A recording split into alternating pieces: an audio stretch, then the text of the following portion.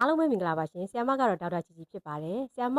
ဒီရက်ပိုင်းမှာအဖျားလူနာတွေအများများနေလို့ကျန်တဲ့မိကုန်းလေးတွေနောက်ရက်မှဖြစ်ပြီးတော့အဖျားကြောင့်အရင်ပြပြမယ်ပေါ့နော်အဲ့တော့ဆေးကန်းမှာဖျားတယ်ဆိုတာပါတယ်ဖျားတယ်ဆိုတာ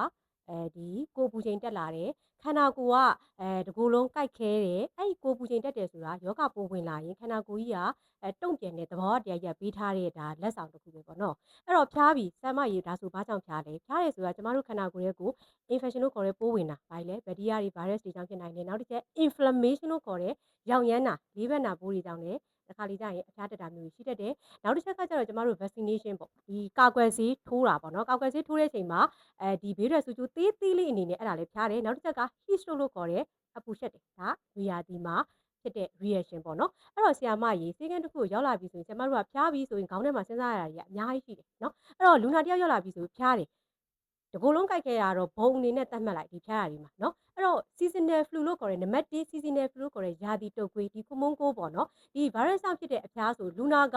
ဖျားတာ plus ဘာဖြစ်လဲဆိုတော့အသက်ရှူလမ်းကြောင်းနဲ့ဆိုင်တဲ့ယောဂလက္ခဏာရှိမယ်နှာစီးမယ်လေချောင်းနာမယ်ချောင်းဆိုးမယ်နော်ပြီးရင်ခေါင်းအုံမယ်ခေါင်းကိုက်မယ်ဒီထုံကျင်ဒီခန္ဓာကိုယ်အပေါ်ပိုင်းလက္ခဏာတွေအကုန်ရှိမယ်အဲ့ဒါဆိုရင်လူနာတွေကအေးရိုးဝအိမ်မယ်ကောင်းကောင်း relax အနားယူမယ်အာဟာရရှိရာလေးစားမယ်ရေတက်ပြည့်ဝတဲ့အစားအသောက်လေးတွေစားမယ်အဖျားကျစီးလေးတောက်တယ်ဆိုရင်3ရက်ကနေတစ်ပတ်အတွင်းကောင်းသွားအောင်ဆရာမတို့ဟုတ်တယ်နော်နံပါတ်2အချက်အနေနဲ့ကတော့ဆရာမရှင်းနေရပြောခဲ့တဲ့ဒီ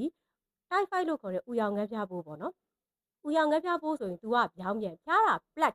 လူနာကအဖက်ဝင်တာနဲ့ပူဖျားလာမယ်နော်ပြီးရင်ညနေပိုင်းနေငွေ့ငွေ့ဖျားလာမယ်အဖျား100 step ladder fever လို့ဆရာမပြောခဲ့တယ်လေကရစ်တက်တယ်လို့မျိုးအဖျားတက်လာမှာနော်ဟုတ်တယ်နော်အဲ့လိုဖျားလာမယ်ပြီးရင် तू ကဖျားတာ plex အစာအိမ်နဲ့ဥလန်းချောင်းနဲ့သက်ဆိုင်တဲ့ယောဂလက္ခဏာတွေနဲ့လာမယ်ဘာတွေလဲဆိုတော့ဘိုက်အောင်မယ်ဘိုက်နာမယ်ဝင်းလျှောမယ်အဲမယ်ဒီလိုလက္ခဏာတွေနဲ့လာမယ်အဲ့ဒါဆိုရင်ကို့အဖျားကိုတန်တရားရှိပြီဆိုရင်နီးစရာဆေးကန်းအောင်သွားဝီဒေါတက်လေးစစ်အဲ့ဒါဆိုမှအဖြေကျန်တာဆက်ကူပေးမယ်ပေါ့နော်ဆရာဝန်ကနံပါတ်3ချက်နေရကြတော့ဆရာမတို့ဒန်ဂီလို့ခေါ်တဲ့သွေးလွန်တုပ်ကွေးပေါ့နော်အဲ့တော့သွေးလွန်တုပ်ကွေးယောဂပိုးကကြတော့ဆရာမတို့ကကလေးတွေလည်းဖြစ်တယ်ခုနောက်ပိုင်းလူကြီးလည်းဖြစ်တယ်မေမေတွေဆိုပိုတိတယ်ကလေးတွေမှာဆိုရင်ခြေပြားလက်ပြားအေးလာလားကလေးကအရန်စော့နေတဲ့ကလေးကမှိန်သွားလားနှုံသွားလားဓာတ်စားတိုက်မယ်ပေါ့နော်ပြီးရင်နောက်တစ်ချက်ကအန်လာဒါမျိုးတွေကြည့်မယ်အဖျားကြဆေးတိုက်မယ်နီးစရာဆေးကောင်သွားမယ်သွေးလွန်တုပ်ကွေးယောဂပိုးကိုစစ်ရမယ်ဆရာမတို့နော်နံပါ